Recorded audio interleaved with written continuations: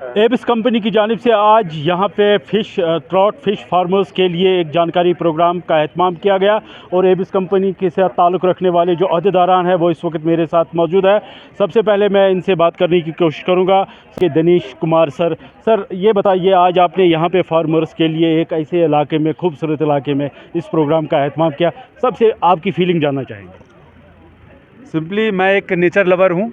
हमेशा मेरी कोशिश रही है ट्रैवल करने के दौरान में, वर्किंग करने के दौरान में, अपने प्रोफेशन के दौरान में भी, अगर कहीं नेचर में स्टे करके मुझे काम करने का मौका मिले तो I feel very much happy.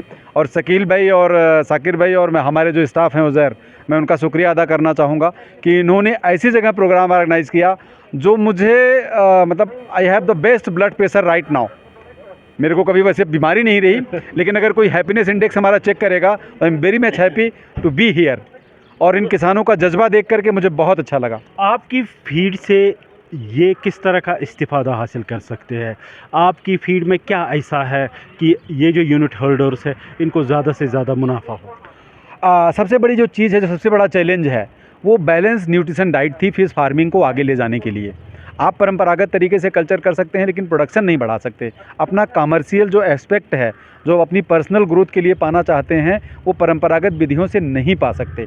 उसको देखते हुए कंपनी ने एक छोटी सी, आल्दो ये बहुत अपॉर्चुनिटी छोटी है एक कंपनी के लिए जो 4 लाख टन फीड प्रोडक्शन की कैपेसिटी रखती है, उसमें अगर हम कश्मीर को देखें तो 1000 से 1500 टन की यहाँ कैपेसिटी बनती है। अगर हम पूरे कश्मीर को एड्रेस करें तो पूरे साल भर में हमें करीब 1400 से 1500 टन का बिजनेस मिल सकता है। बट कंपनी का ये कहना था कि नहीं, हम उस सेगमेंट को भी एड्रेस करेंगे जिसको कोई नहीं छूना चाहता, जिसमें तमाम हर्डल्स हैं, हमें सामान पहुँचाने में बहुत सारी दिक्कत होती है। तो कंपनी को भी इस बात पर गर्व है कि हम आज कश्मीरी फार्मरों को एबिस ट्राउट फीड अवेलेबल करा रहे हैं। हमारा जो न्यूट्रिशन एक्सपर्ट है, जो पिछले 40 सालों में कंपनी ने अपने वर्किंग एक्सपीरियंस से और जानवरों के बीच में रहते हुए, क्योंकि ये कंपनी आज की लार्जेस्ट डेयरी ओनर है। डेयरी ओनर का मतलब आप लोग डेयरी समझते होंगे कि जो जितना ज़्यादा दूध सप्लाई करती है। मैं फार्मिंग की बात कर रहा हूँ।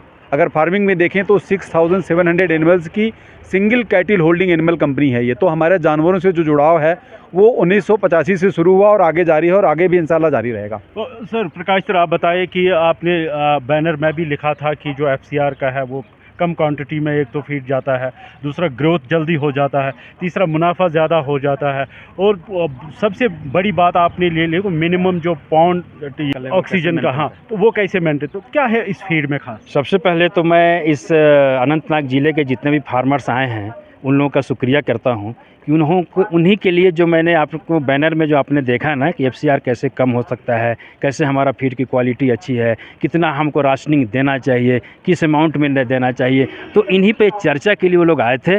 और हमने उनको टेक्निकली हर एक चीज़ के विषय में बताया, उनको हैचरी के विषय में बताया, प्रोडक्शन के विषय में बताया कि कैसे आप कल्चर प्रैक्टिसेस कर सकते हैं, कौन सा ऑप्टिमम टेम्परेचर होता है जहाँ पर आप फीडिंग को थोड़ा सा इन्हांस कर सकते हैं और कहाँ पर आप फीडिंग को कम कर सकते हैं। तो इन सब सारी चीज़ों की टेक्निकली जो चर्चा हमने की, उन्होंने जो उन्हें ध्यान से सुना, उसके उपरांत हमें लगता है कि आने वाले दिनों में उनका प्रोडक्शन और ज़्यादा बढ़ेगा, एफसीआर उनका कम आएगा। हम लोगों ने कुछ प्राइस भी कम किए हैं तो उनका कॉस्ट ऑफ प्रोडक्शन भी जाएगा। हमारा मेन एम्फेसिस ये होता है कि किसी भी प्रोड्यूस को अगर हम बनाते हैं, कोई भी चीज़ अगर प्रोडक्ट बनाते हैं तो उसका कॉस्ट ऑफ प्रोडक्शन कैसे कम करें। कॉस्ट ऑफ प्रोडक्शन अगर कम होगा तो प्रॉफिट मार्जिन जो है ना, हर कोई कंपनी यही चाहती है कि फार्मर को ज़्यादा से ज़्यादा फ़ायदा मिलना चाहिए और कंपनी भी आगे बढ़ते रहेगी।